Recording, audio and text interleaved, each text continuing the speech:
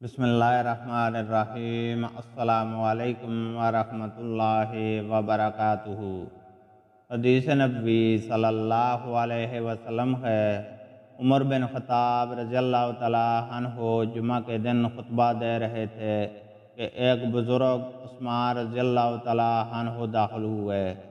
عمر بن خطاب رضی اللہ تعالیٰ عنہ نے فرمایا کہ آپ لوگ نماز کے لیے آنے میں کیوں دیر کرتے ہیں، اول وقت کیوں نہیں آتے؟ آنے والے بزرگ نے فرمایا کہ دیر صرف اتنی ہوئی کہ اذان سنتے ہی میں نے وضو کیا اور پھر حاضر ہوا۔ آپ نے فرمایا، کیا آپ لوگوں نے نبی کریم صلی اللہ علیہ وسلم سے یہ حدیث نہیں سنی ہے کہ جب کوئی جمعہ کے لیے جائے تو غسل کر لینا چاہیے؟